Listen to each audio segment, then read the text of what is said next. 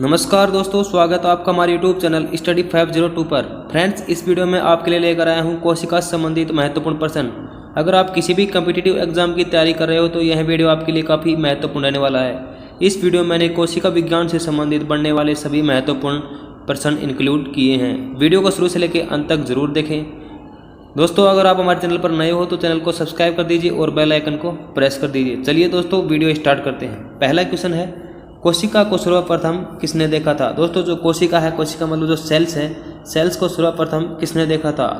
चार ऑप्शन दिए गए हैं। ऑप्शन ए Robert Hooke, option b Antonie van Leeuwenhoek, option c Schwann, option d बाबेरी। इसमें सही ऑप्शन होगा ऑप्शन बी, कोशिका को सर्वप्रथम एंटोनी वन ल्यूवेनहॉक ने देखा था। अगला प्रश्न होगा दोस्तों, कोशिका के अध्ययन को क्या कहा जाता है? जो कोशिका का अध्ययन है या विज्ञान के जिस शाखा में कोशिका का अध्ययन किया जाता है उसको क्या कहा जाता है? Option a cytology, option b pomology, option c anthology, option d dentology. इसमें सही आंसर होगा ऑप्शन ए, कोशिका के अध्ययन को साइटोलॉजी कहा जाता है। अगला प्रश्न, कोशिका शब्द का प्रयोग सर्वप्रथम किस वैज्ञानिक ने किया था? दोस्तों, जो कोशिका शब्द है, कोशिका शब्द का प्रयोग सर्वप्रथम किस वैज्ञानिक ने किया था? तो कोशिका का जो खोज की थी वो तो ये जो ल्यूवेनहॉक ने की थी। और इस शब्द का प्रयोग किसने किया था? Option A Leeuwenhoek, option B Swan, option C Robert Hooke, option D अरस्तु। इसमें सही ऑप्शन होगा ऑप्शन सी, रॉबर्ट हुक ने कोशिका शब्द का प्रयोग सर्वप्रथम किया था। अगला प्रश्न है, जंतु कोशिका झिल्ली किससे बनी होती है? दोस्तों, जो जंतु कोशिका की जो झिल्ली होती है वो किससे बनी होती है? ऑप्शन ए प्रोटीन और लिपिड, ऑप्शन बी कार्बन और cellulose, option c vitamin, option d इन सभी की। तो जो जंतु कोशिका की झिल्ली होती है वो बनी होती है प्रोटीन और लिपिड्स की। Option A is the correct answer. अगला प्रश्न है, जंतु कोशिका झिल्ली की प्रकृति कैसी होती है? दोस्तों, जो जंतु कोशिका की जो झिल्ली होती है उसकी प्रकृति कैसी होती है? तो उसकी प्रकृति कैसी होती है? ऑप्शन ए पारगम्य, ऑप्शन बी अर्धपारगम्य, ऑप्शन सी पूर्ण पारगम्य, ऑप्शन डी ठोस पारगम्य। तो जो जंतु कोशिका की झिल्ली होती है वो होती है अर्धपारगम्य। Option b correct answer. जो झिल्ली होती है इसका जो कार्य होता है वो होता है कोशिका के अंदर जाने वाले और जो बाहर आने वाले पदार्थ होते हैं उनका निर्धारण करना होता है कोशिका झिल्ली का कार्य।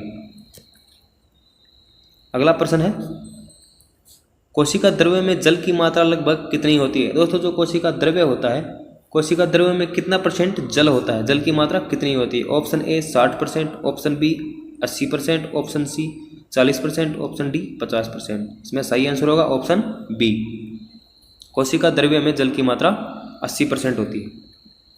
अगला प्रश्न है, निम्नलिखित में से किसको कोशिका का मस्तिष्क कहा जाता है? कोशिका का मस्तिष्क किसे कहा जाता है?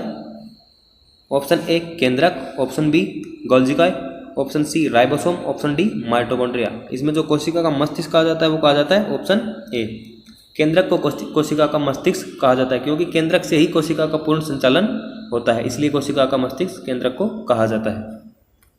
अगला प्रश्न है, सबसे पहले केंद्रक की खोज किस वैज्ञानिक ने की थी? दोस्तों, जो केंद्रक की खोज है वो किस वैज्ञानिक ने की थी? ऑप्शन ए Robert Brown, option B Purkinje, option C Haeckel, option D George प्लेट। तो जो केंद्रक की खोज की थी वो की थी रॉबर्ट ब्राउन ने। ऑप्शन ए सही आंसर होगा। अगला प्रश्न है, गुणसूत्र मुख्यतः कहाँ पाए जाते हैं? दोस्तों, जो गुणसूत्र होते हैं वो मुख्यतः कहाँ पाए जाते हैं? Option A Golgi body, option B ribosome, option C केंद्रक, ऑप्शन डी लाइसोसोम। तो जो गुणसूत्र होते हैं, क्रोमोसोम होते हैं, वो केंद्रक में पाए जाते हैं। सी सही आंसर होगा। और जो गुणसूत्र रहते हैं वो दो प्रकार के होते हैं, एक एक्स प्रकार का और एक वाई प्रकार के गुणसूत्र होते हैं। यही लिंग का गुणसूत्र ही लिंग का निर्धारण करते हैं। अगला प्रश्न है, क्रोमेटिन किससे बने होते हैं? दोस्तों, जो क्रोमेटिन होते हैं वो किस पदार्थ से बने होते हैं? Option a DNA plus histone protein, option b DNA plus protein, option c DNA plus glucose, option d इन सभी से। तो जो क्रोमेटिन बने होते हैं वो बने होते हैं डीएनए प्लस प्रोटीन से। ऑप्शन बी, क्रोमेटिन डीएनए और प्रोटीन से मिलकर बने होते हैं। अगला प्रश्न है, गुणसूत्र किससे बने होते हैं? दोस्तों, जो गुणसूत्र या क्रोमोसोम होते हैं वो किस पदार्थ से मिलकर बने होते हैं? Option a DNA plus histone protein, option b DNA plus protein, option c DNA plus glucose, option d इन सभी से। तो जो गुणसूत्र होते हैं वो बने होते हैं मिलकर डीएनए प्लस हिस्टोन प्रोटीन से। ऑप्शन ए सही आंसर। अगला प्रश्न है, मनुष्य में कितने जोड़े गुणसूत्र होते हैं? दोस्तों जो मनुष्य होता है उसमें गुणसूत्रों के जोड़ों की संख्या कितनी होती है? तो इसमें जोड़ों की संख्या होती है वो होती है 23 इसमें जोड़े होते हैं और टोटल गुणसूत्र होते हैं 46। इसमें दो प्रकार से क्वेश्चन पूछा जाता है। एक कुल गुणसूत्र, अगर कुल गुणसूत्र की संख्या पूछ जाती है तो 46 होगी, अगर गुणसूत्र के जोड़ों की संख्या पूछ जाती है तो वो 23 होगी। इसमें जोड़ों की संख्या पूछ जा रही है तो ऑप्शन बी, इसमें 23 जोड़े होते हैं। अगला प्रश्न है, सबसे पहले गुणसूत्र की खोज किस वैज्ञानिक ने की? दोस्तों जो गुणसूत्र होता है क्रोमोसोम की खोज किस वैज्ञानिक ने की थी?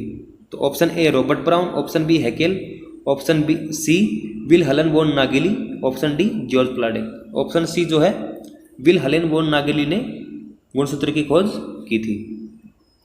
अगला प्रश्न है, इनमें से किसको कोशिका की प्रोटीन की फैक्ट्री कहा जाता है? दोस्तों जो कोशिका की प्रोटीन की फैक्ट्री है वो किसे कहा जाता है? यह क्वेश्चन काफ़ी इंपॉर्टेंट है। जो कोशिका की फैक्ट्री है, कोशिका की जो प्रोटीन की फैक्ट्री वो किसे कहा जाता है? Option A Golgi body, option B mitochondria, option C lysosome, option D ribosome. तो जो प्रोटीन की फैक्ट्री वो किसे कहा जाता है? वो कहा जाता है राइबोसोम को। Option D is the correct answer. अगला प्रश्न होगा, राइबोसोम की खोज किस वैज्ञानिक ने की? दोस्तों जो राइबोसोम होता है जिसे प्रोटीन की फैक्ट्री कहा जाता है, उसकी खोज किस वैज्ञानिक ने की थी?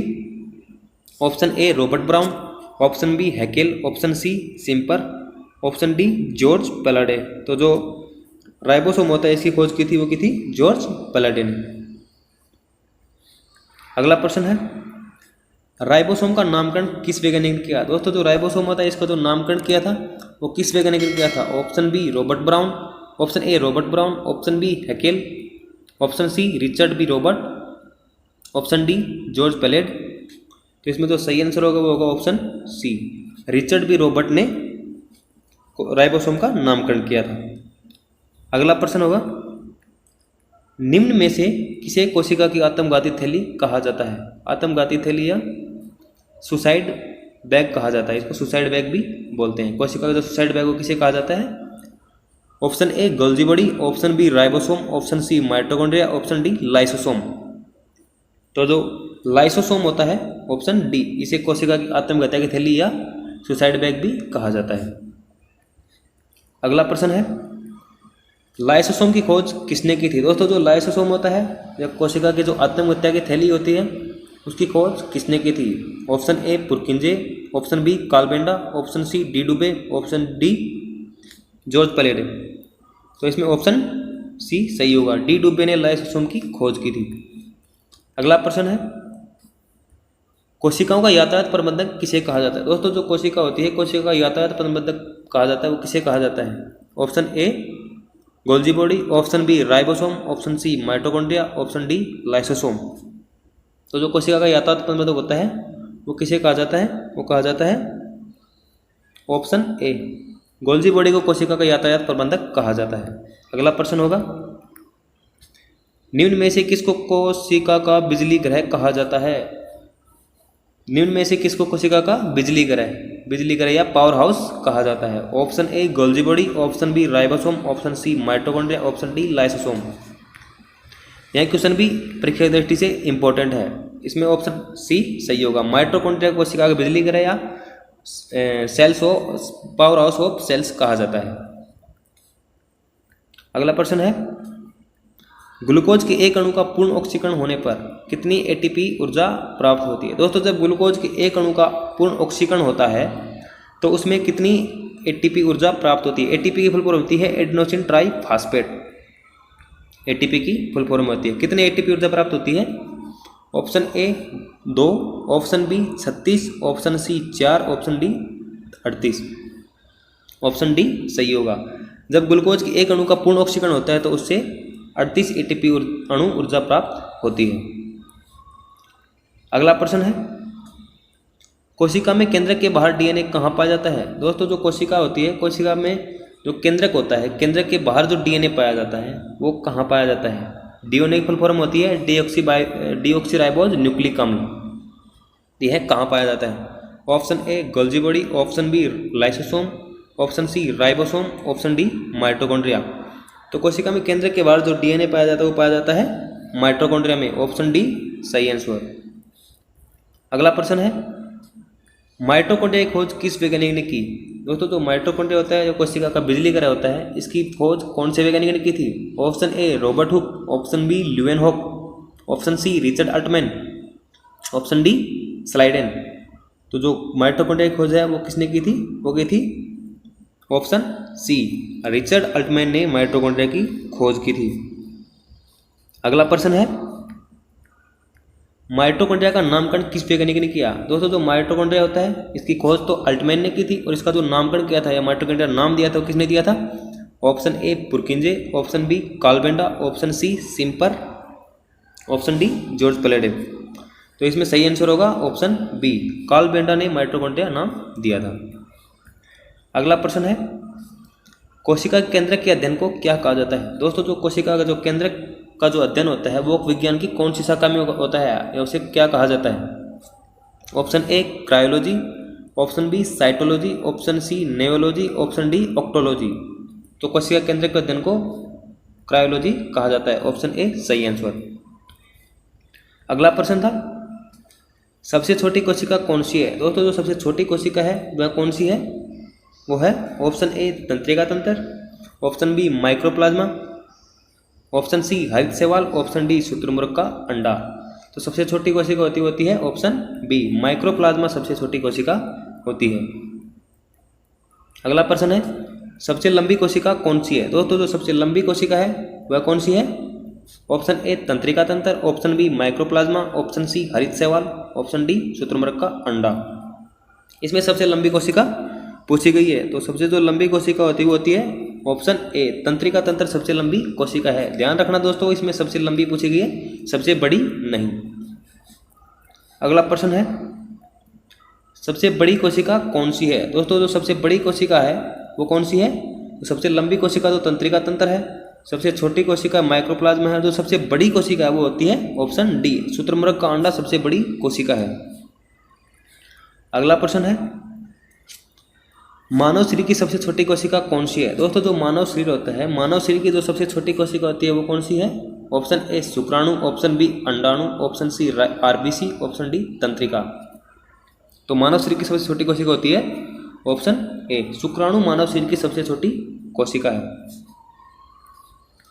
अगला प्रश्न है, कोशिकीय व आणविक जीव विज्ञान केंद्र कहाँ स्थित है? दोस्तों जो कोशिकीय और जो आणविक जीव विज्ञान केंद्र है वो कहाँ पर स्थित है? इसमें होगा ऑप्शन बी कोशिकीय व आणविक जीव विज्ञान केंद्र हैदराबाद में स्थित है। तो दोस्तों ये थे कोशिका विज्ञान से पूछे जाने वाले 30 महत्वपूर्ण प्रश्न। यह प्रश्न बार बार एग्जाम में पूछे जाते हैं और एग्जाम की दृष्टि से महत्वपूर्ण भी हैं। वीडियो अच्छा लगे तो लाइक शेयर और सब्सक्राइब जरूर कीजिएगा। जय हिंद जय भारत।